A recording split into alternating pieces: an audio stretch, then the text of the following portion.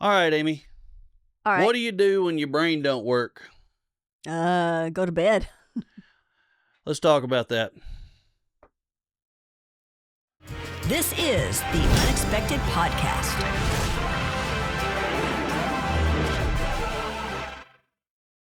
What do you do When your brain don't work.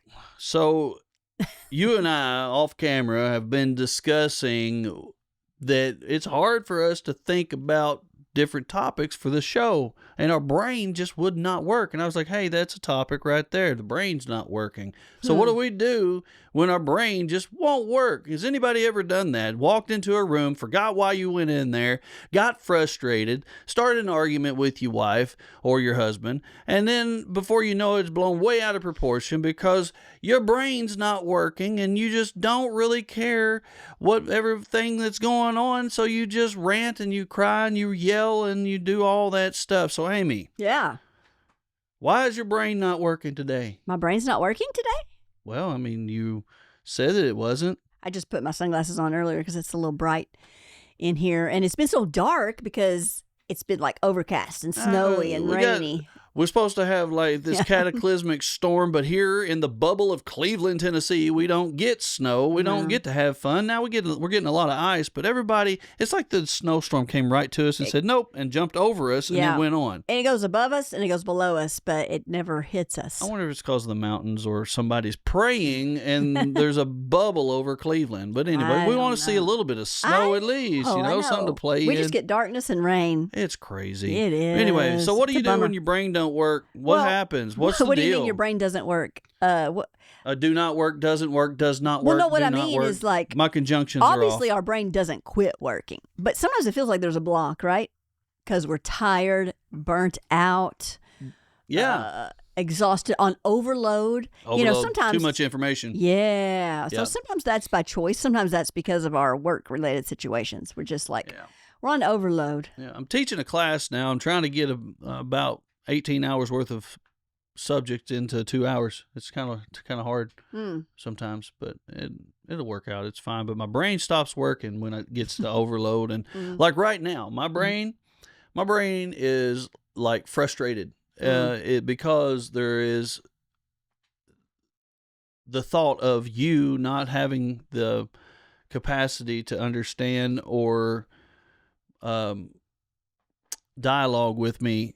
Because your brain's on overload too, and it's like frustrating. What for do you both want to of us. dialogue about? I don't know. I mean, why is our brain not working? That's a good dialogue. Why are we not? Why is it so hard for us to get on? I think mine's just on vacation. Sometimes you get to that point where you just need like a vacation. Yeah. And so I think I'm just like kind of on like chill. Don't try to, because I have this drive always to like learn new things, which in and of itself is good, right? Yeah. Or improve in this area, Yeah. or reach this goal, set this goal and strive towards it. But at some point you have to just sit back and reevaluate, like, why am I doing this? Why am I putting so much energy into this? And so I think I'm just in like the kind of need to take a break from the overload. And we were talking about some things. For the past few years, we've dealt with depression, we've dealt with pain and medical issues and all kinds of things, and that'll cause you to shut down too. And how do we stop from shutting down? I mean, because we gotta snap out of it sometimes. It's like just quit. One of the baddest, one of the worst things to say to your wife is, just don't think about it. Yeah. And you don't say those things. Yeah. But the fact of the matter is, we do overthink. We analyze. We overdo things, and then it makes our brain shut down because we get depressed or anxiety sets in, or we're But the Word of God tells us, do not think about tomorrow, what you will wear, what you will eat. But tomorrow has its own problems. Today has, is where we're at. So basically the Bible's telling us, learn how to be and just sit for a minute. And what I love about that too is that like Jesus never gives instructions of what not to do without also telling you what to do instead. And so a lot of people stop short on that verse, and that's from the Sermon on the Mount, and say, do not think and don't worry about tomorrow, what you will wear, all this stuff. But then he goes, but seek first the kingdom of God and his righteousness. That's it right there. Yeah. So there's always an antidote to doing, Right. to stop doing, to help you stop doing the thing you shouldn't be doing so Right. that you can do the thing you should be doing. Yeah. Yeah. So we're Yeah. we're at that point in life to where we're over the lackadaisical mindset of society, of the way people drive, the way that they don't care about others. We're kind of past the whole self-centeredness. Well, yeah, you can't escape it. That's the problem, It's so hard. It 'Cause is. everybody's out for themselves. Yeah. It's like, Yeah. how can I get my thing? And you shut down. Your brain just gets done. Well, that's a great point, because I think, people who are perhaps younger, they never saw a different way of living in society. So, when I was growing up, and if you're a little bit older, if you're Gen X, then you understand this. Like, there was this understanding: you don't call somebody's house during dinner time. Right. You don't call somebody's house after 9:00 because they're winding down. They're getting ready to go to bed. Yeah. If you get a telephone call, you don't sit there and take the call. You go in the other room while the other people can go on living life, and you step out of the room. Or if you're on the phone or somebody else is on the phone, you don't interrupt them while they're talking to somebody on the other end, because you can't have two conversations at one time. There's just so much of this craziness when it comes to just complete lack of thought. Yeah. But then you got the other extreme of people who, they want to just like unload. Like, for example, people who are scared to answer a telephone. Yeah. Or have a conversation on a phone. Or people who are like, you go into a store. And you're saying that these things are causing our brains to overload. See, Well, I'm not saying that. well, I kind of am. I mean, I am saying that after a because while you get a little tired of it. it's like social, like a social dissonance, like a social shutdown in your head. It's like, I don't want to deal with anybody. Well, that's I'm true. glad that everybody's gone. I don't want to have to That's bother true. with anybody coming around. And you have that. And, this, there are differences between the Gen Xers like us. And, I'm right on the tail end of being a Gen Xer, and then the millennials, and then the Gen Zs. And what we're finding out is,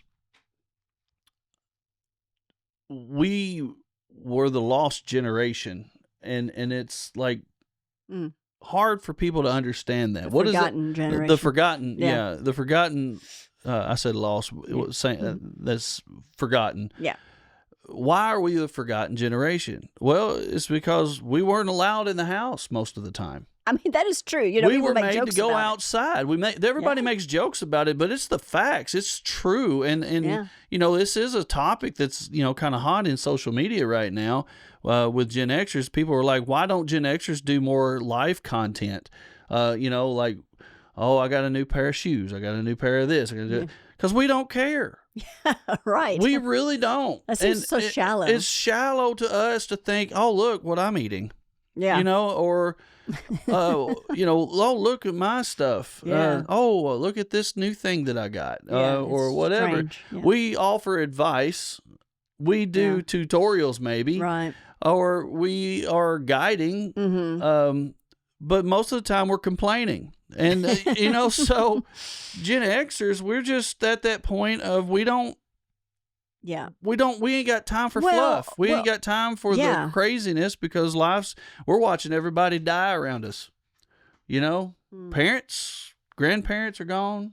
Parents are, passing away, and our generation are becoming the older folk. And the old man on the front porch in his overalls, that's where we're headed, and that's fine.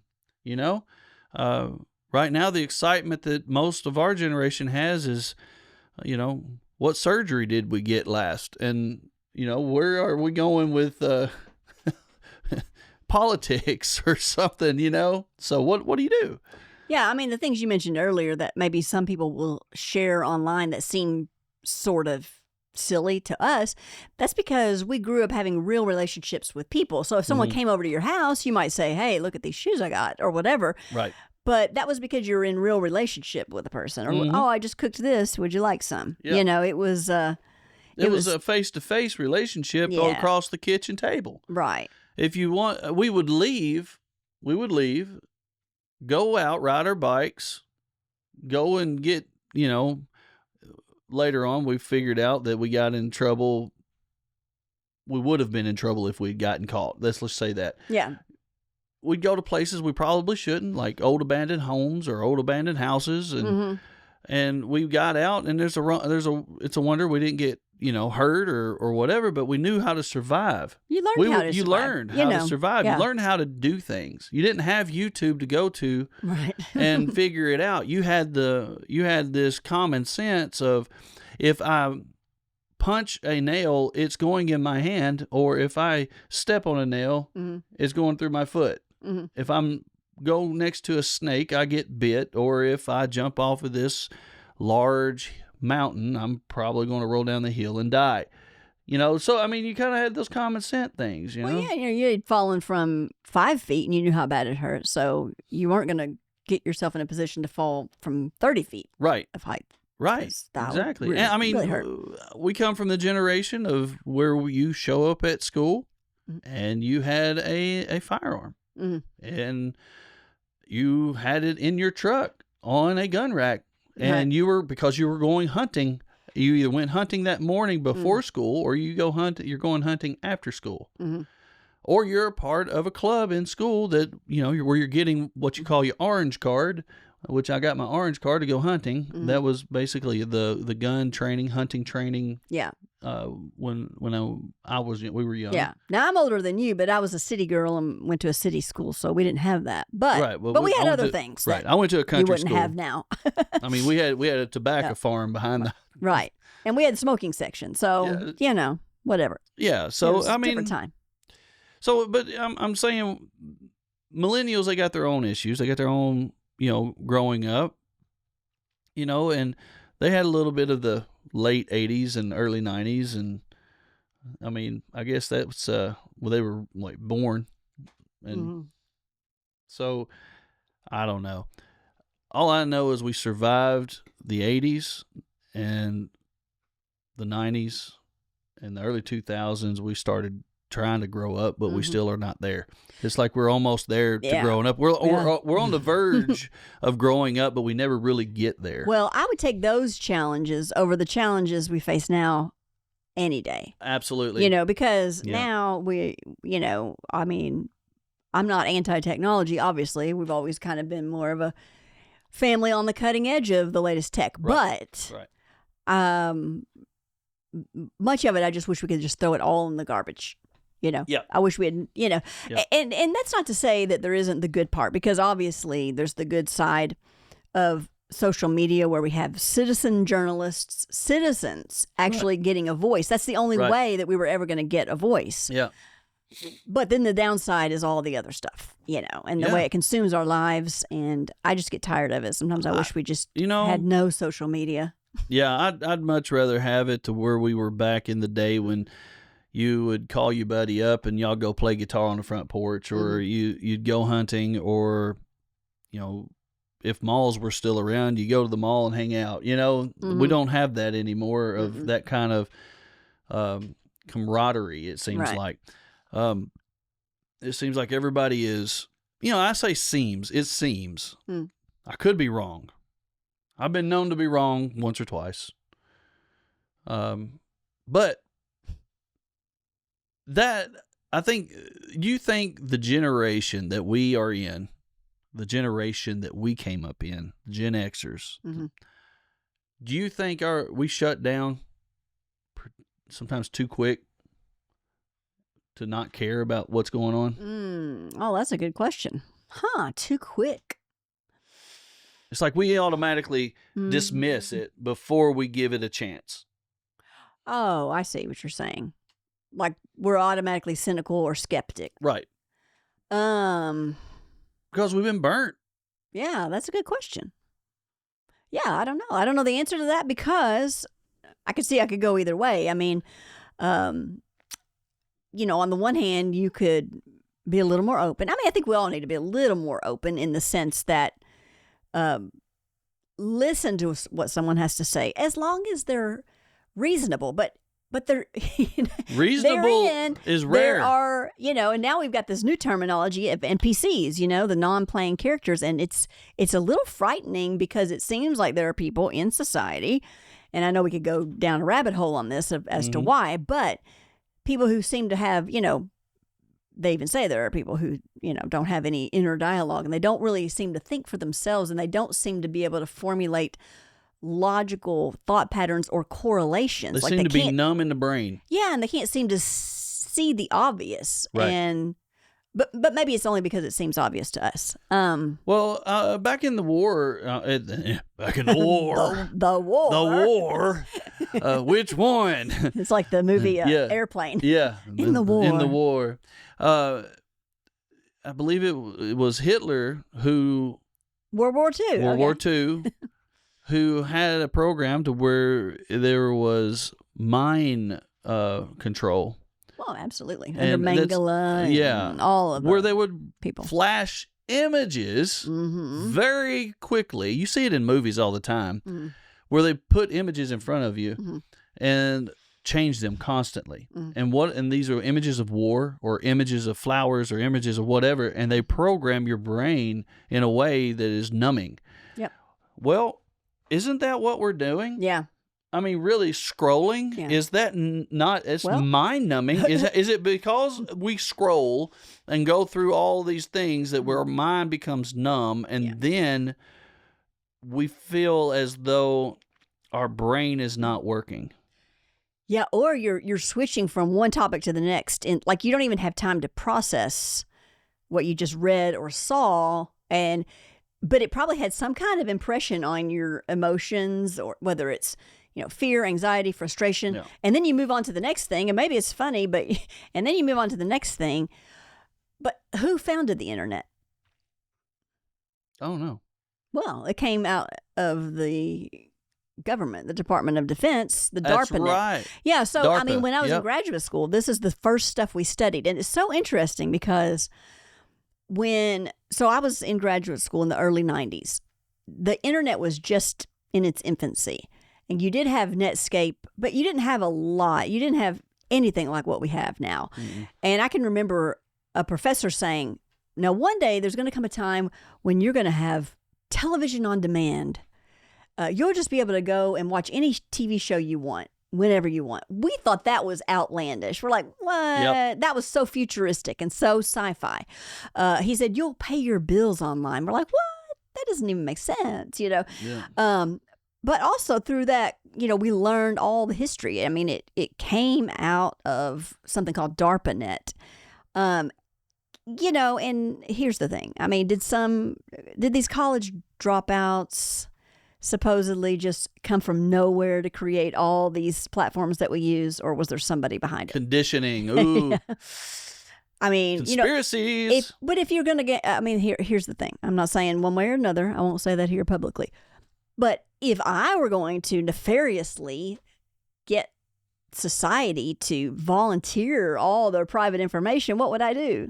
I would do exactly that. Yep. I would, raise get them up, online and be able to hack it and make it look like it's just some regular young citizens. Because if it's the young people creating it, the hipsters, then everybody jumps on board, because you got to do the latest thing, right? Right. And if it's an old person that does anything, it's probably gone and it's wrong. We get that, in some of our, we were told that we were too old to do podcasts. But it's like, but we're doing it. Here we are. Well, there's I don't know the name. I can't remember the name of the movie, but there was a movie that came out in the late 60s. And, at that time you had the hippie movement, and I can't remember even the guy's name who said never, was it Jerry Rubin? I don't know. Never trust anyone over 30. Right? Oh, yeah. So that was the slogan. Yeah. And then, so there's this movie made, and this guy, he's a big leader in the hippie movement. And he's like, never trust anybody over 30. And at the very end of the movie, his little sister comes up and she says, "You're so old." And it's like, it made a great point because, yeah, you might be young now, but one day you're going to be old. Do you want to be considered irrelevant? Think about the idiocy of being arrogant because of your age. Yeah. Whether it's young or old. Yeah. I mean, your age is just an arbitrary number based on when you happen to be born. That has nothing to do with your mind. To the idiocy of thinking that, like, I'm superior because I was born later. If anything, you know less, so you're not superior. Right. But, people of all ages are valid. So absolutely. Everybody brings something to the table, but I will say it never was the elder learning from the novice. Right. Throughout history. It was always the novice learning from the elder. Exactly. Because we've gotten away from the society where people think that the older you get, the more irrelevant you are. Well, what you youngins are forgetting is we've been there a few times, we've done a few things, and we are not dumb, and we've been through life a lot longer. Yeah. And we've seen a lot more. And some things are predictable. We can look at someone and say, if you do this, you will pay this consequence. This will happen. But, and we were young once and we didn't always did the same thing. The advice. We did the same thing. Exactly. We looked at the elders and it's like, we know better. Yeah. I'm 20 years old. I know it all. I know it all. And biblically we're told, like, the older people should teach the younger generation. Has that happened to fail at times? Yeah, absolutely. Oh, for sure. Yeah. Yeah, for sure. We failed as an older generation trying to bring up the younger. Right.